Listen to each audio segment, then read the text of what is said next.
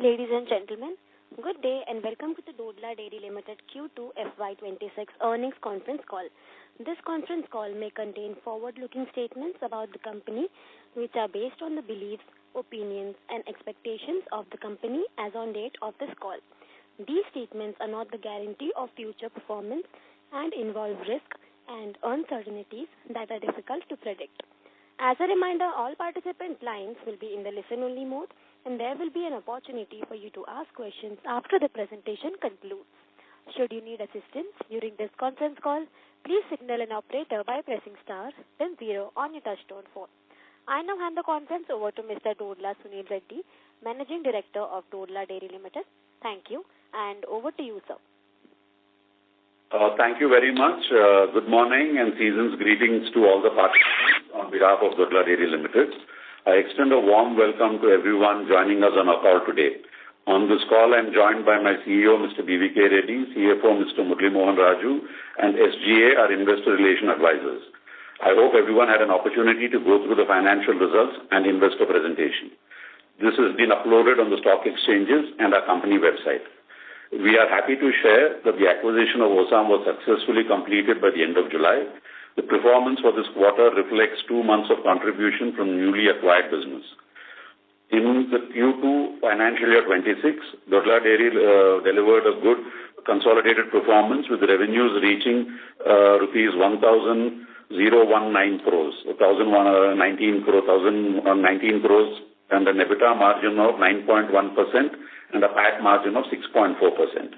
This is the second consecutive quarter where we have crossed the 1,000 crore revenue mark despite a notable shift in the product mix as compared to Q2 FY25. In the previous year, bulk sales of SMP and butter amounted to rupees 165 crores for the quarter, where in Q2 FY26, this stood only at 28 crores. These bulk sales are strategic in nature in order to maintain a balance between demand and supply of liquid milk throughout the year and manage the seasonal fluctuations. On a like-to-like basis, our core business, excluding Osam Dairy as well as the bulk sales, delivered a revenue growth of 13% year-on-year basis in the quarter. During the quarter, we witnessed a robust volume growth in liquid milk sales, higher contribution of VAP products, excluding bulk sales, and rupees 52.6 crore sales contribution from the newly acquired Osam for 2 months, that is August and September. Collectively, all of these help offset the impact of reduction in bulk sales.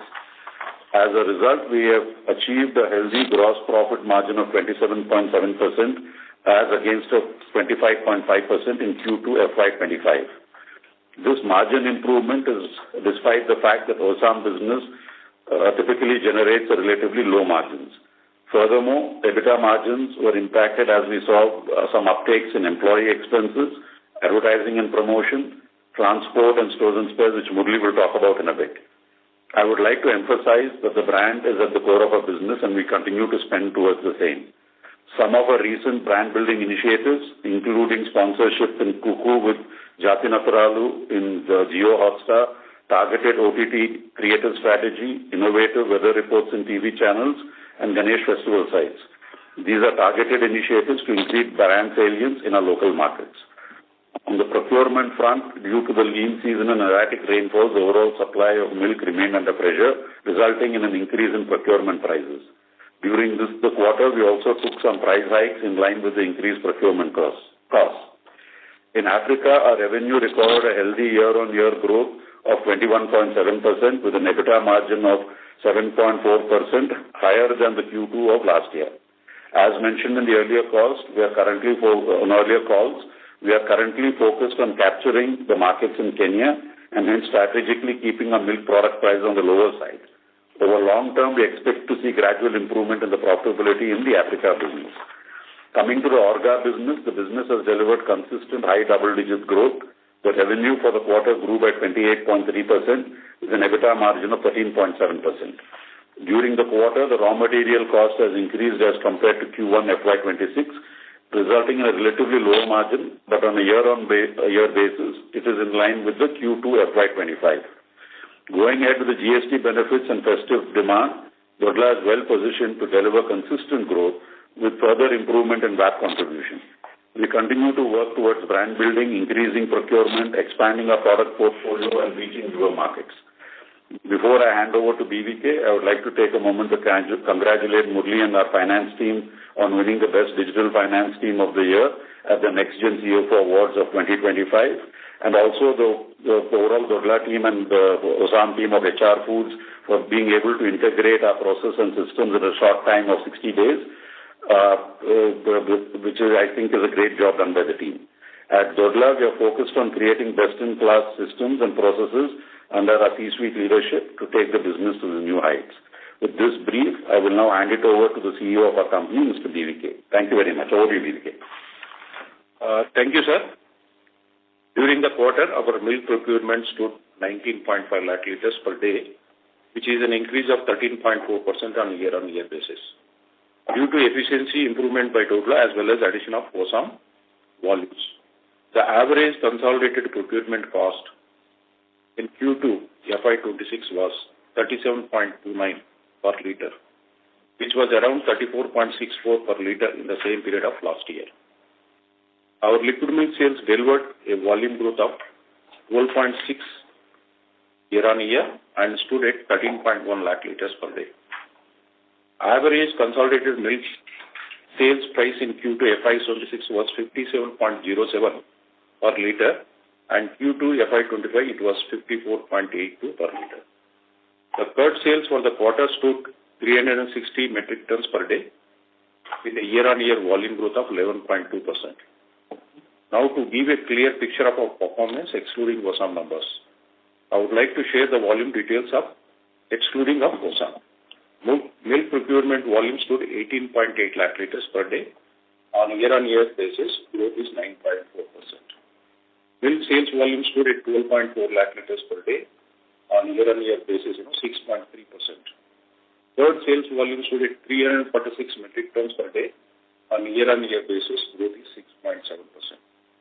These details are also available on slide number 7 on the investor presentation. Speaking of value-added products, there is a decrease in terms of total VAP sales, mainly due to lack of bulk sales during the quarter, as explained by Mr. Sunil Reddy in his opening remarks. However, there is an exceptional growth of 24% on year-on-year in VAP sales, excluding the bulk sales, which is a positive sign to get. Bulk sales of SMP and butter stood at rupees 28 crores in the current quarter as against 167 crores of last year FY25. Hence, of VAP sales contribution excluding the bulk sales stood at 27% in Q2 FY26 as against 32% of Q2 FY25. VAP sales in OSAM stood rupees 14.8 crores, such as accelerated increase in the VAP sales as a result of our continuous efforts towards pushing the high-margin VAP products along with the regular brand building activities. Additionally, we are progressing well with our Maharashtra expansion project. Once the facility starts getting operational, we plan to gradually increase our milk procurement from the state. In the initial few quarters, this milk will primarily be used for bulk sales until we strengthen our sales presence in the nearby regions and expand our geographic footprint for selling liquid milk and value-added products.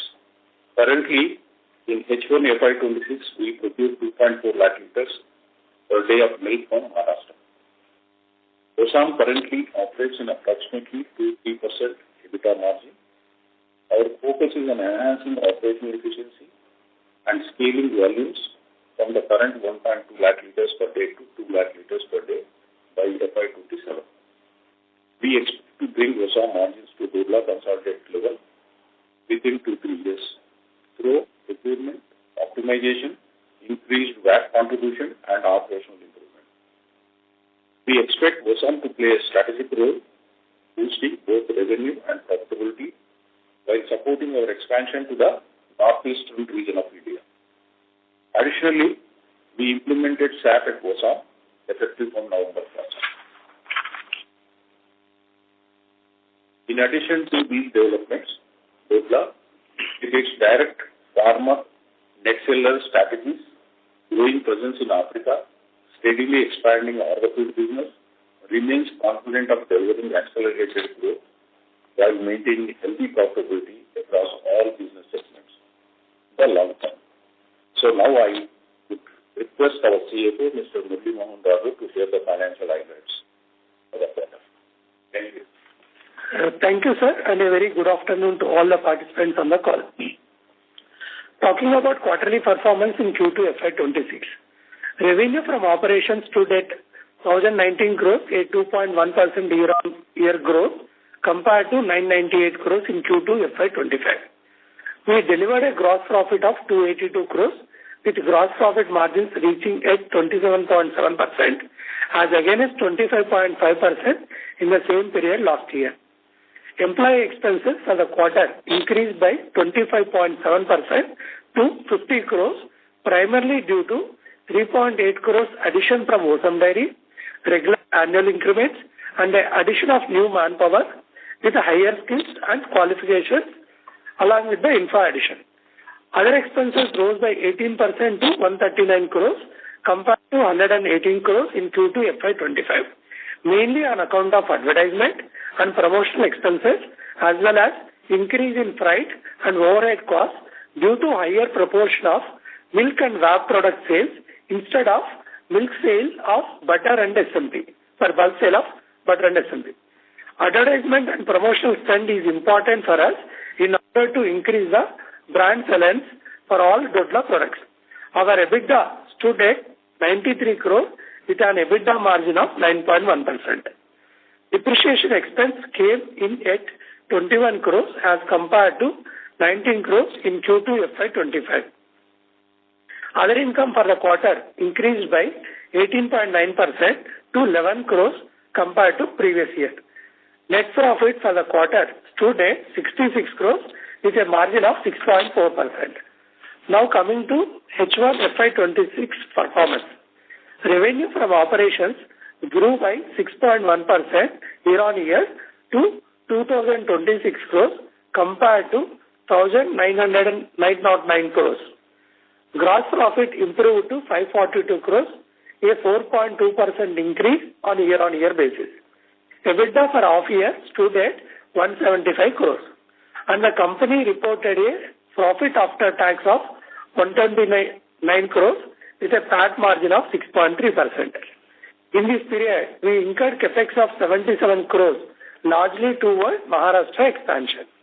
On the balance sheet front, we maintained a healthy cash and bank balances of 596 crores as of September 2025. Thank you. I'll hand over to Chorus. So we are open for questions. The question and answer session now. Yes. Hello. Yeah, go ahead. Thank you very much. We will now begin with the question and answer session. Anyone who wishes to ask a question may press star and 1 on their touchtone telephone. If you wish to remove yourself from the question queue, you may press star and 2. Participants are requested to use handsets while asking a question. Ladies and gentlemen, we will wait for a moment while the question queue assembles. The first question is from the line of Lakshmi Narayan from Tunga Investments. Please go ahead. Yeah, thank you. I just want to understand your milk procurement across the 4 states. What is the mix of milk procurement you get from these 4 states? That's my first question.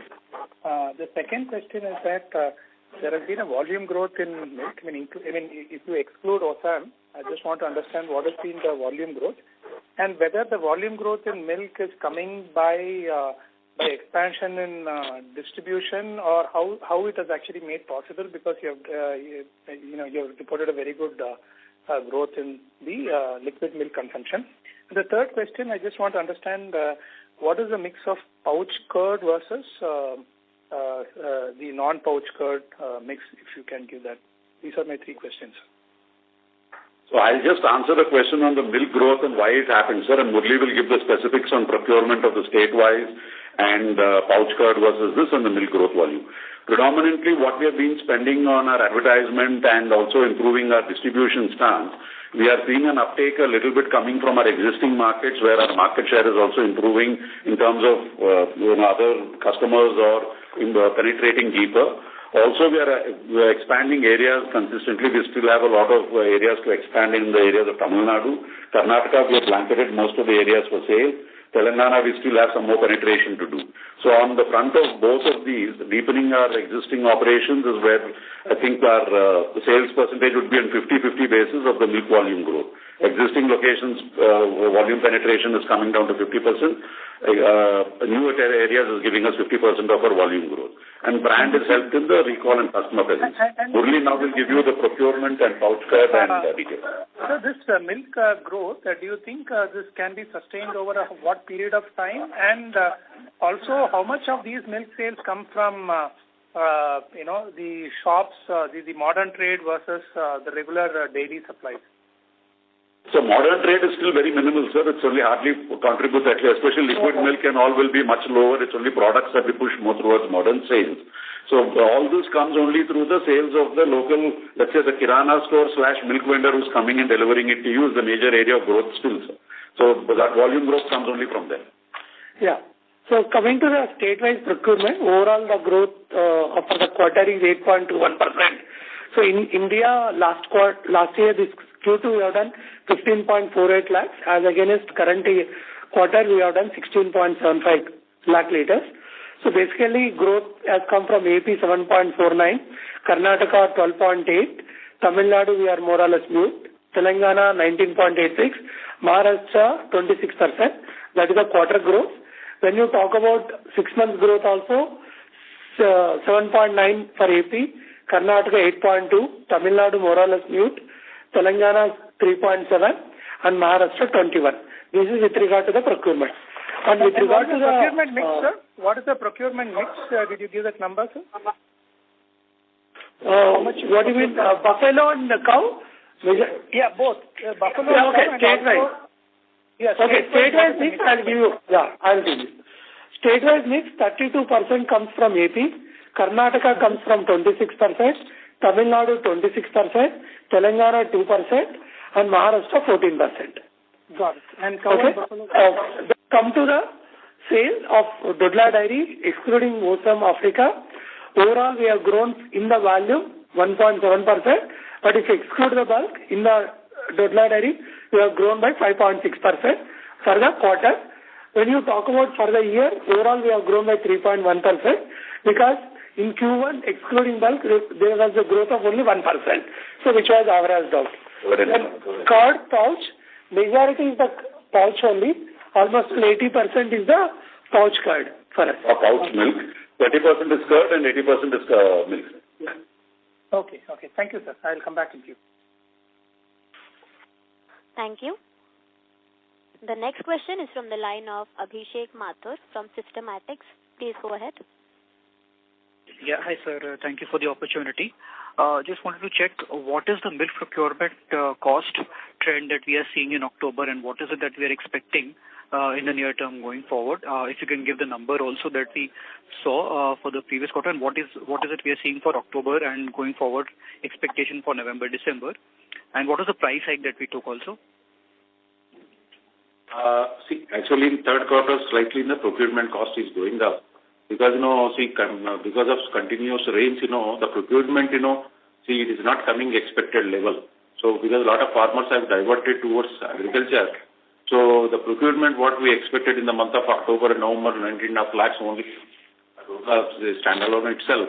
So it is slightly, it is behind the target level.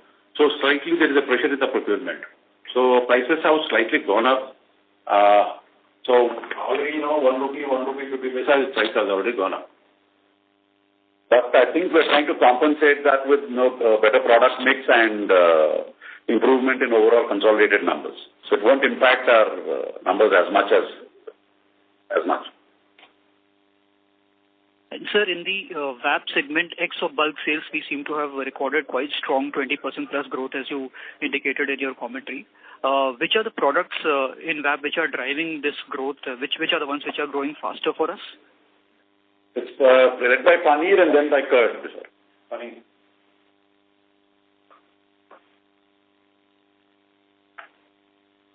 Abhishek, the paneer, curd. Yeah. Got it, sir.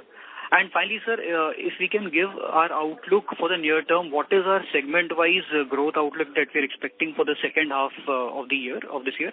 And do we think that we can do a margin of somewhere close to 10% in the second half, given that we are out of this seasonally difficult period? That's it from me. So, Abhishek, I think when you look at it from a growth point of view, we will improve as compared to the last quarters. We will maintain standalone India will continue to grow in the 6, 7 or 8% ranges of revenue growth that will come in. Africa is doing well for us. Africa will also improve on profitability because the seasonal changes have already come in. Procurement prices there are coming down. Orga feed will also continue to do well, and we are looking at Osam's improvement happening much faster than what we anticipated, and we are confident that it will also do well for us. Outlook is that we will maintain that between that 8 to 10% kind of margin outlook also. It won't drop significantly. It will be between that 8 to 10. It's very difficult to take a call right now because we're still not too sure about the weather scenario, because the weather reports do state that El Nino is coming in. It is going to be a very bitter winter. So we are not sure about it. I think that is the reason. But otherwise, we will maintain between that 8 to 10%. We will always we'll be able to maintain margins there. Sure, sir. And just one last quick follow-up to my first question. If you can give the second quarter procurement cost, the Concall procurement cost number, and I think you've indicated that it is going up by 1 rupee in the third quarter. But if you can give the second quarter number, please. That's it. So Concall number, Murli will give the specifics, but what will happen is in the third quarter, we will have an increase maybe marginally coming in from India, but it will also be compensated by reduction of prices in Africa. So that will be the Concall impact, will not be that much because Africa will improve for us. But Murli will give you the specifics on... Yeah, consolidated number for this quarter is 37.29, Abhishek.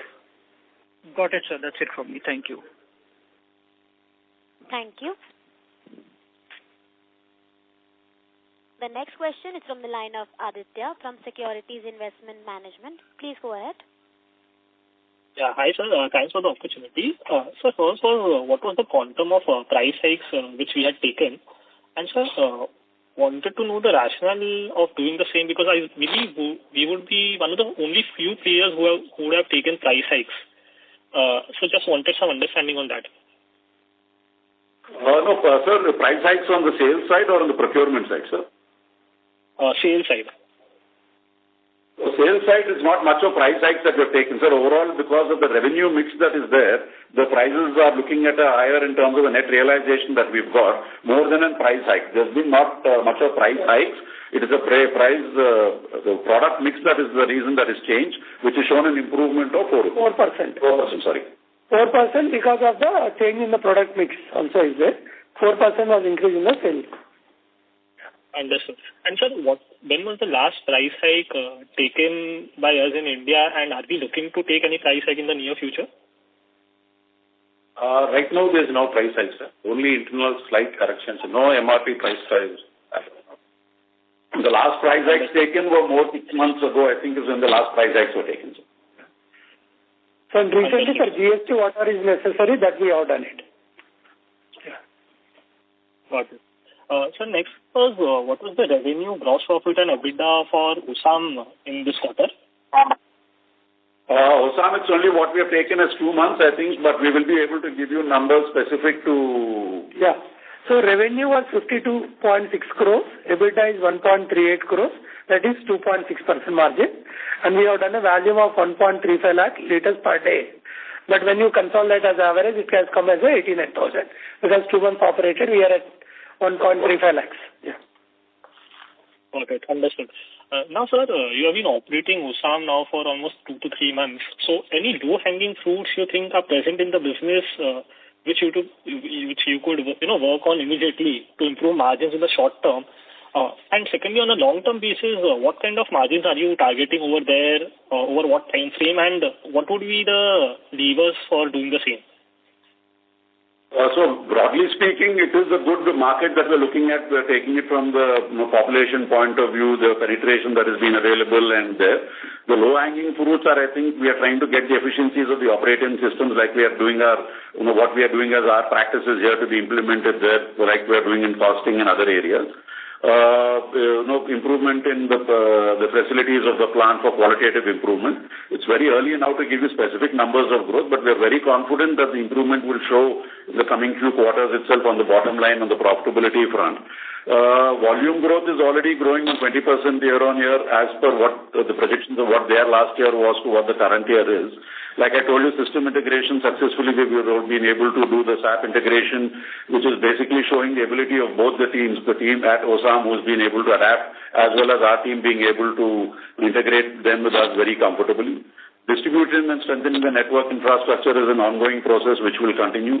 System chain optimization is leveraging our existing networks by supplying condensed milk from Maharashtra when they have a shortage is one of the things that we are doing to increase it, and our own butter and SMP that we have here as our stocks to be sent there. So all these things added together will start showing an improvement, and we are hoping that it will do well for us in the coming few quarters. But sir, structurally, can OSAM operate at India's standalone margins of 8 to 9%, considering the scale is lower over there? We are actually targeting for that, sir, but it might take us some time to get there because I think the immediate, there's very low margins of this 1 to 2%, that will improve dramatically. But to make it a little higher after a point of time, we have to consider local conditions there because with this number growth that we take, we'll be number 2 to the local cooperative with Sudha, which will be existing, or Amul or whatever. I think based on the brand resilience and other such other things, we will be able to get it there, but it might take us 3 to 4 quarters or more to get there. Understood. So just last one question. What was the curd sales amount in rupee terms this quarter? For India, including OSAM, or just standalone India, sir? Total curd. Total curd, okay. Curd sales for India this quarter is 156 crores. Total curd. 194 crores in total, console. 194? Yeah. Thank you, sir. For the quarter. Yeah.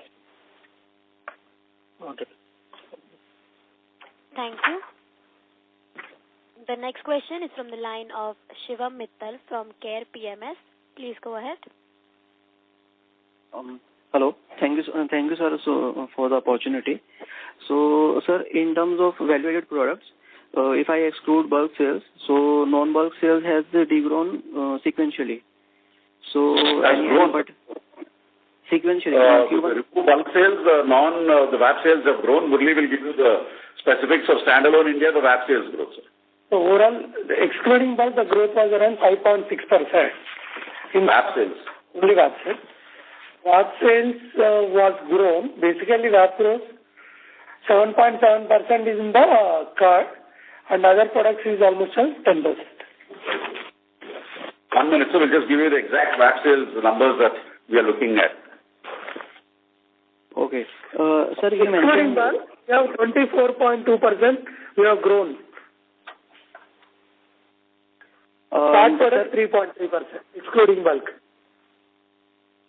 Okay, sir. Sir, VAP sale excluding bulk sale, so Q1 versus Q2? Yes. No, Q2 of FY25 versus Q2 of FY26.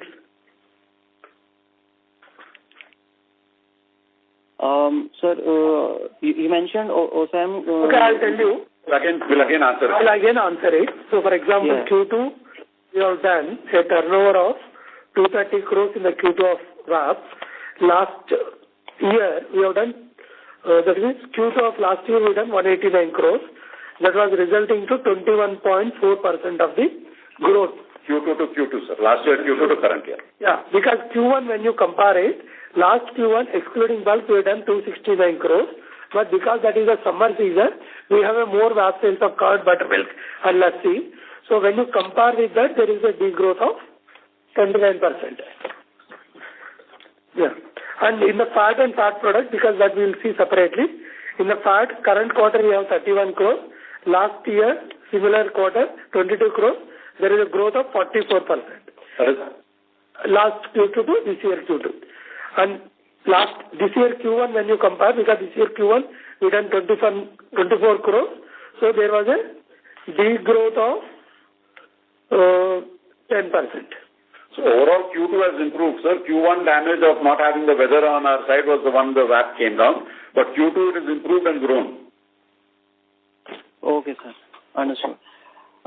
Sir, you mentioned OSAM is a low margin business. So any particular reason for that? OSAM is BVK will answer the question. Basically, see, there are two reasons. One is operational efficiency. A lot of operational inefficiency is there that we are correcting. And, see, systems and processes are not in place, So that's why within 60 days now we implemented SAP. So in a couple of months, there will be some change in margins. So basically also what we mean by operational efficiency, sir, there is such a business that on every end you'll have to make sure that everything is up to the peak in terms of quality of product, logistics, efficiencies in terms of logistics, temperature controls and all that. I think these basics which are more, touch and feel of the business that you need has been what we are getting to OSAM, and we hope to see that will immediately give you results in the short-term growth will be there. All right, sir. Sir, for the quarter advertisement number, if you can specify. Yeah. 1 minute, sir. Quarter advertisement, we have spent. When we have spent in the quarter, this September 10 crores, sir. And what was the last year, same quarter? Last year, similar quarter, we done only 7.2 crores. 7.2 crores. Okay, sir. And how, sir, this GST benefit? Thank you, Mr. Mittal. I request you to rejoin the queue for follow-up as there are many participants left in the queue. Okay. Thank you. I request each participant to ask 2 questions from now on. The next question is from the line of Manan Goyal from ICICI Securities. Please go ahead. Hi, sir. Good morning. Sir, I can see in the PPT that the bulk sales for SMP and butter is 283 million in Q2 FY26, but it is 1,666 in Q2 FY25. Could you specify the reason for the same, why there is too much decline? So basically, sir, this bulk, what we are trying to do is basically a balancing between our procurement and sale. I think strategically as we go forward, we want to, as the size of the company is growing, we cannot be precise about our procurement and sale volume. And therefore, we will have to build out more in terms of keeping this variation and how the seasonality will play. So keeping that in view, last year when the procurement prices were a little lower and there was an abundance of milk, we started to continue with procurement and we didn't want to concede procurement, and therefore we had a build-up of inventory which we did sell. So that is already shown as strategically benefiting us now. When the procurement volumes have come down overall, we are still able to maintain our surplus mode in terms of the additional 1 lakh liters which we need for our own balancing, and we are continuing to do it, is what will happen. So when there is a seasonality that comes in, we are not saying no to the farmers. We are continuing to increase our offtake and continuing to, if there is a surplus, we convert that into the inventory of powder and butter. So as we go, that is the reason why when my Maharashtra plant also comes into operation, we will start going and doing more of aggressive procurement and also keeping costs into consideration of which plant of conversion and where it moves, and maintaining inventory levels to see that it will benefit us if required, or we will have lower inventory, like how it is showing out between last year to the current year. So this is only a seasonal balancing that we are doing, and it will be there with us. Understood, sir. Thank you. Thank you. The next question is from the line of Praveen Kumar from Acutus Capital Advisors. Please go ahead. Hi, good morning. Thanks for the opportunity. I had a couple of questions. The first one was on, this year has been beset by, volatility on the supply side in terms of high procurement prices, and, they're refusing to come down due to, weather-related volatility. So I wanted to ask a couple of questions around that. One is that how do you deal with this, on an ongoing basis in terms of both the supply side and demand side volatility due to seasonal variations? And do we foresee, the last time we had a procurement and sales price kind of a mismatch, we had to, we ended up building some inventory and, taking a hit on the cash flows in FY24. So do we see a repeat, are we likely to see a repeat of that? That's question number one. Question number two was, I wanted to understand the breakup of the employee expenses and the other expenses. You have attributed it to a few factors, but I wanted to get a more detailed breakup of the expenses to understand where the increase has happened. Thank you. Yeah. So I think, thank you, sir. I think Murli will give the specifics on the employee details. I will just take the thing on the bulk trade that you are looking at as saying, will it repeat? Current year, it will not repeat because of lack of low procurement, and not having enough of milk coming in the system. But going ahead for next year, again, we are not... To maintain a variation between the 20 days and 30 days of inventory to 5 or 10 days will be a variation that we will have to be prepared for. In terms of cash flow, it is not a significant increase. We have ample cash reserves and we are a debt-free company. So that is not at all an issue. It is only done from our side for more a balancing of our procurement and sales. So for the current year, no. For the next year, we are still not sure. We have to wait and see how this happens. So this is the normal industry trend in the dairy sector. Last year was excessive procurement, lower price in procurement, which did show that inventory and what we sold. This year is less and it's not showing. Now, Murli will be able to give you the breakup of the salary details, sir. Yeah. Overall, sir, for this quarter, actually, we have total 10 crores of increase was there.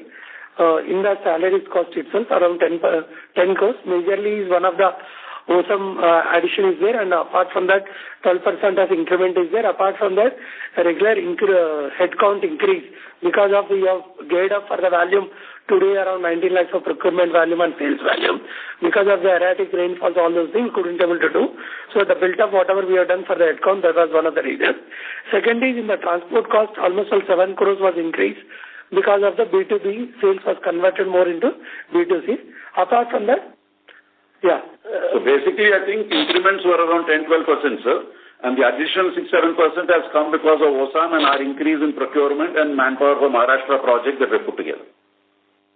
So to understand that in more detail, you are saying that the headcount increase part of it is more towards the procurement and not necessarily towards pushing your value-added products, etc., right? Just to understand. Basically, procurement and sales also a little bit is there, but we are trying to put this whole growth plan together for an increment from our standalone in India to reach 20 lakh liters, and that cannot be done instantly. So we're building the team out for that in the future. And also advertisement is goes extra. Yeah. Understood. Okay. Thank you. Thanks for the response. Thank you. The next question is from the line of Hitendra Pradhan from Maximal Capital. Please go ahead. Hi, sir. I hope I'm audible. My first question is regarding the supply side, the procurement trends. So, sir, you highlighted that, there has been supply pressure this year. So, if you can just elaborate on, how the procurement price growth was in, say, 2025, 2024, and how that situation has changed this year, and what are the factors contributing to it, and also H1 versus H2 seasonality in terms of the supply, in terms of the flush that you are mentioning on one of your slides. What to expect? October hasn't been good, but from next month onwards, what are your expectations, and when do you see the supply situation improving?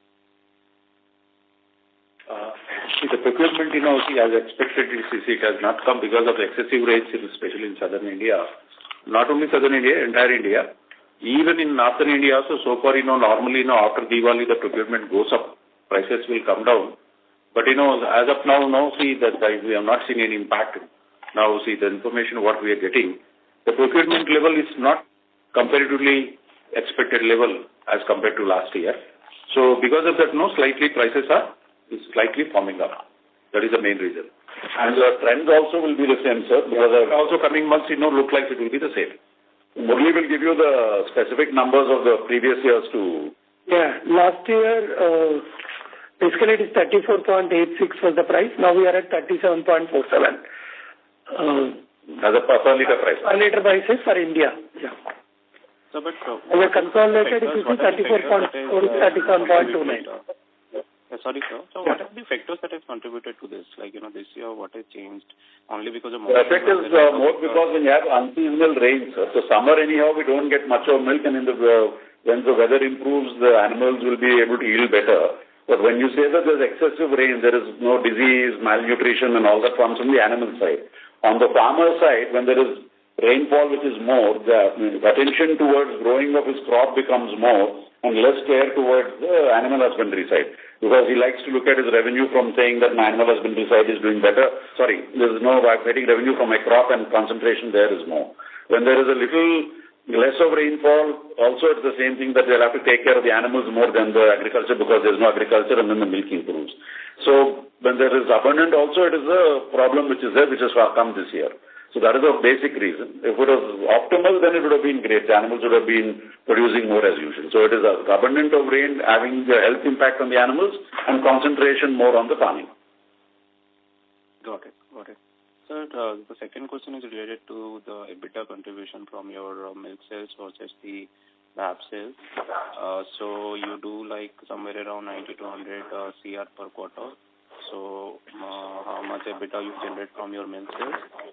And how much EBITDA you... Milk would normally be lower, sir, and VAP will be a little higher. I think Murli will give you the number. Milk average EBITDA contribution is around 9.23 and VAP is around 11.91. Consolidated. 11.91 is a little understated. So what is your mix, sir? Like paneer and curd are your high selling products. So curd will normally be our most high selling product in the VAP, sir, followed by others. So curd will be, Murli will give you the specifics of how much is curd and how much is others. Curd is contributed around sale of 155 crores in this quarter, and paneer is around 10 crores. So we have curd margins around 15%. Paneer is around 6 to 7% of. Now it is picking up. So can you come again? Paneer was 60? Paneer is actually lower margin of 6 to 7% because we are pushing it into modern trade and online. So we are doing a lot of promos which we attribute to that cost. Otherwise, that will also improve to the 10-12% margins in the days to come.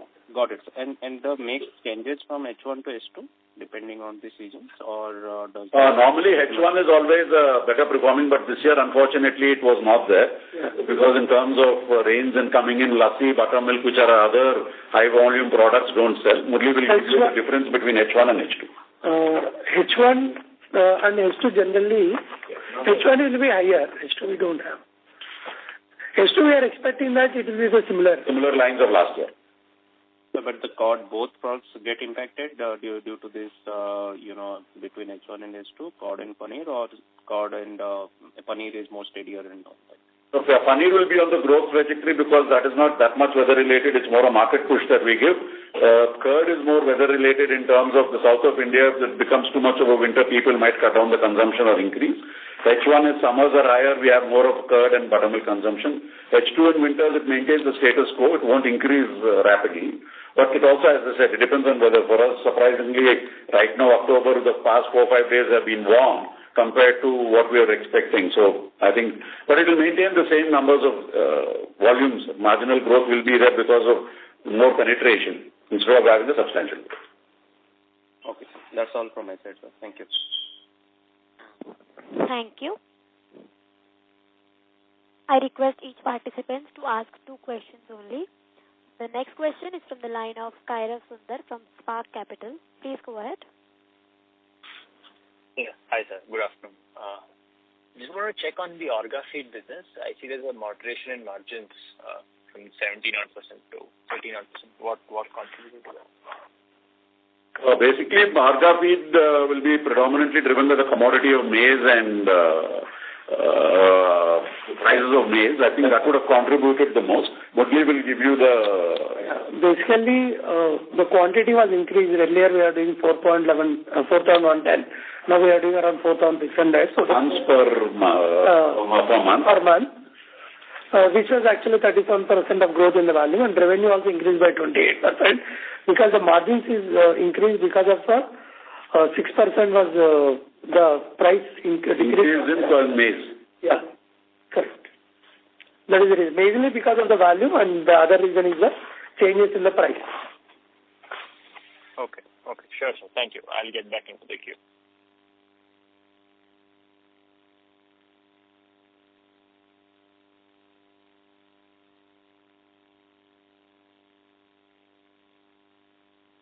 Next question, ma'am.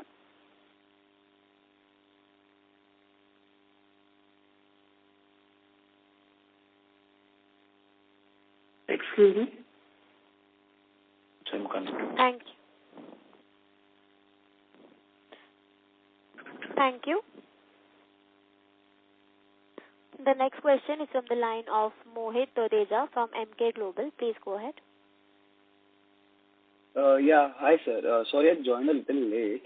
Just wanted to ask one question that how these recent GST changes are likely to help our value-added portfolio? The GST changes, basically we have reduced the price and looking at it, will the consumption offtake be significantly larger? I don't think so. It will be moderate improvement. The example I give is nobody is going to be consuming extra in terms of the major product of ghee because whatever is standard consumption at the household level will continue to be the same. But I think, it improves because of other products like flavored milk and which have more of a one-off kind of a consumption products. Yes, there will be a little uptake because it will be more competitive with the other refreshments or beverages that are there. But unfortunately for us, I think we'll have to wait and see this impact coming more in the next summers and current winter seasons. Okay, so how much are we trying on formalization? The north market is informal, so are we trying to push our products in that region? North for us is significantly only Bihar and Jharkhand, where there is still a significant amount of informal and formal battle that goes on, which gives us a lot more scope to improve.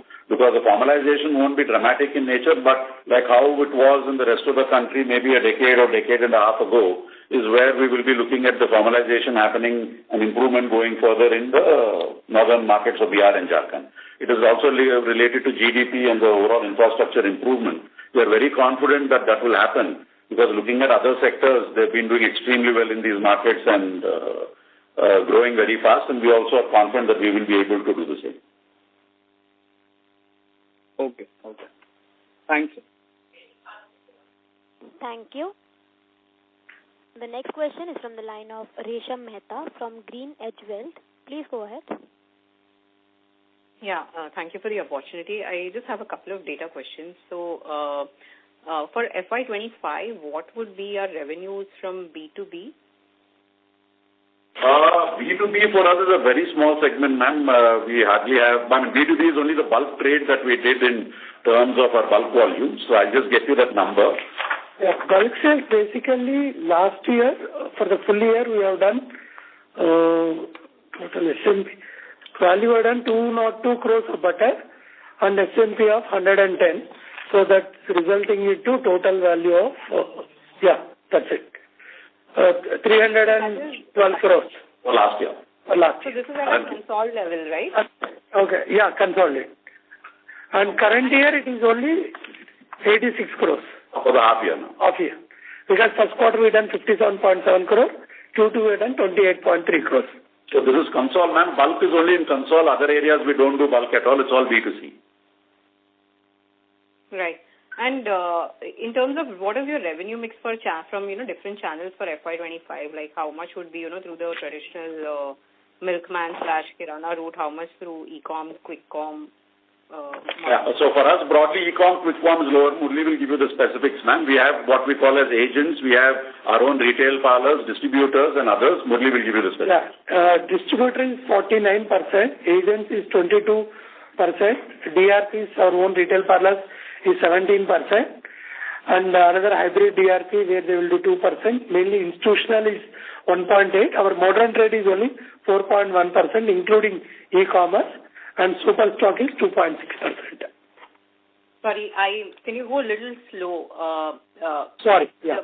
Milk distributors is 49 plus 22, right? Our own retail parlors is 19 plus somewhere around 2, as you said. Yeah. Right? Yes. And institutional is 1.8. And modern trade is 4.8 and e-com 4.1. Super stockist. So it's a bigger distributor model, you can say that. Add it to the distributor model. Yeah. 2.6. Yes. Super stockist is 2.6. And then how about e-com, quick-com? E-com is a part of 4.8. It will be very small. It will hardly be 0.5%. Okay. And, what would be our revenues from different states in FY25? If you could just give the percentage terms, and also what would be our procurement from different states for FY25 and percentage? So FY25 procurement, I think, will give you state-wise and go ahead, Murli. State-wise procurement, madam, AP is 32%, Karnataka is 26%, Tamil Nadu is 26%, Telangana 2%, Maharashtra 14%. And state-wise? That's procurement. That is procurement, madam. Sales-wise? FY25, right? Annualized number you're giving, right? Yeah, yes, annualized number. Right. And so, for the revenue? Sales, ma'am, 31% from AP, Karnataka 37%, Tamil Nadu 19%, Telangana 13%. It is for Q2. No, I want for... We are excluding bulk. FY25, full year, ma'am, or for Q2, ma'am? No, for full year. Yeah. Full year, it will be minor change will be there, madam. That's it. Almost the same proportion, ma'am. I'll get you the numbers later, but it will be almost the same proportion, ma'am. Got it. And the procurement numbers also that you mentioned were for full year FY25, right? Across states? Full year FY25. No, that was also for the quarter. Procurement I given full year. Full year, yes. If you want specifics of only quarter also, yeah, I think. No. That's full year. And Maharashtra, we don't have any revenue? No sales there yet, ma'am. No revenue. Okay, and just lastly, I think a clarification. You mentioned that the standalone India numbers are expected to grow at 5-6%. Did I hear that right? Yes, ma'am. For H2? Milk and milk products. Because go ahead and come again, ma'am. And why would it be such a low number that we are expecting? 5 to 6% India standalone? The revenue volumes, because again we're entering into the winter seasons where the value-added product numbers will come down normally, and that is what we're looking at now. All right. Thank you and all the best. Thank you. Thank you. The next question is from the line of Kiran from Green Investors. Please go ahead. Hello. Good morning. Thanks for the opportunity. I hope I am audible. Yes, sir. Please continue. Yeah, the first question I would like to ask is EBITDA margin for curd and paneer for Indian standalone operations. Yeah. Murli will just give you the EBITDA margins for curd. Curd, I think we just told you it is 15.29%. Paneer is around 6 to 7%, but we are hoping that will increase going forward because now we are in the stage of capturing the market and more we are penetrating into the modern trade and e-commerce. That is the reason the margins are little lower. So coming to the next question, I would like to ask for private milk GST refund we had, I think for FY21-22.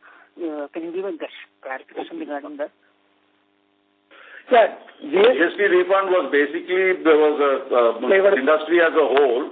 The flavored milk, there was a debate on which category GST should be classified under.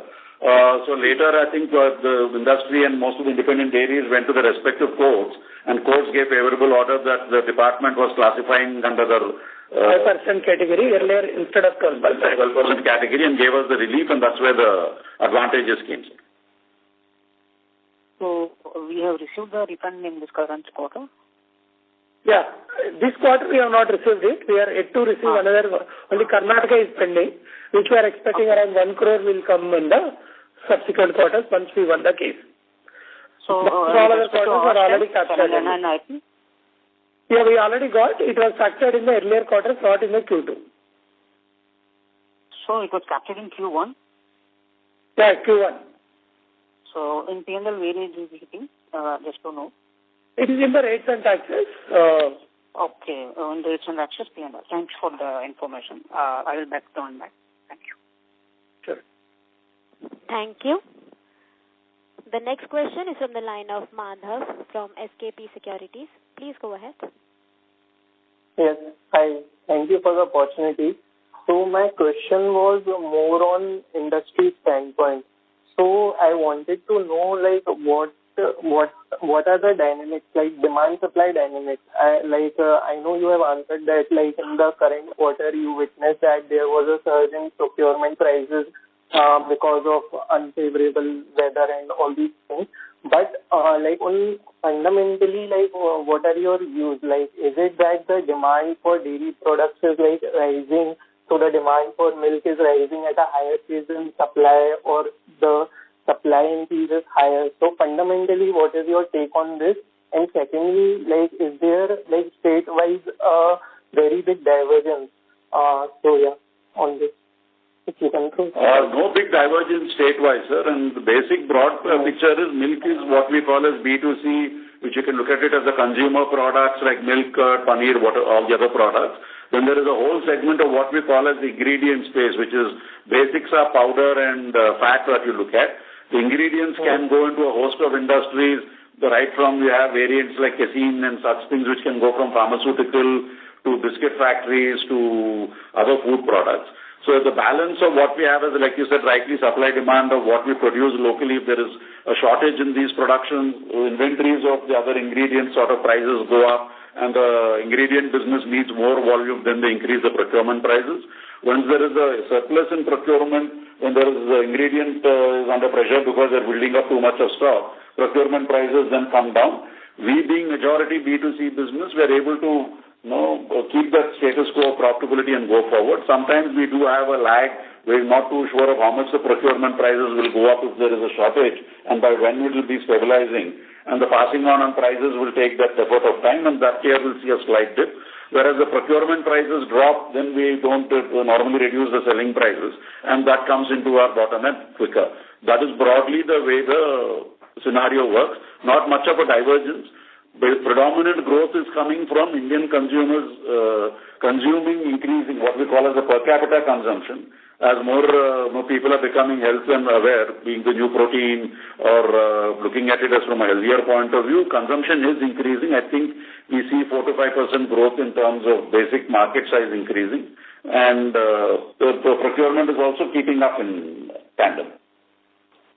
Okay, so in a normal scenario, so can we assume at what rate you believe the milk procurement prices for you can we expect to increase or decrease or whatever, or remain stable in a normal scenario for in medium to long term, let's say medium term?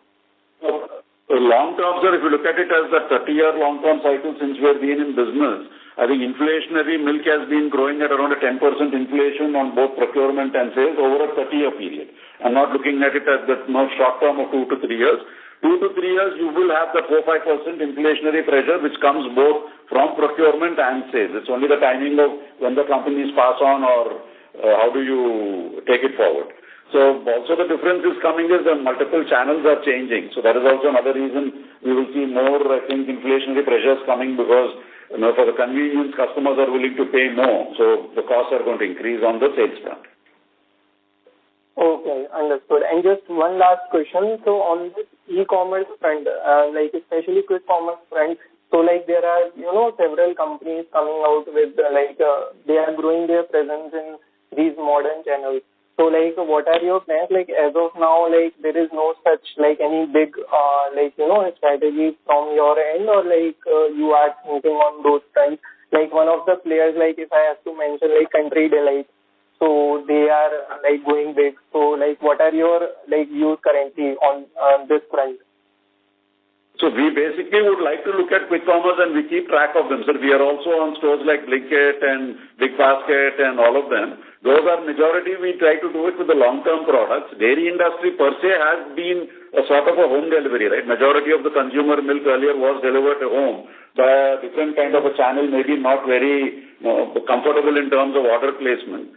But I think right now the delivery costs are still high. The older channel of delivery costs are a little comparatively more cost effective than the newer channel. So the subscription business largely is still with the older channel.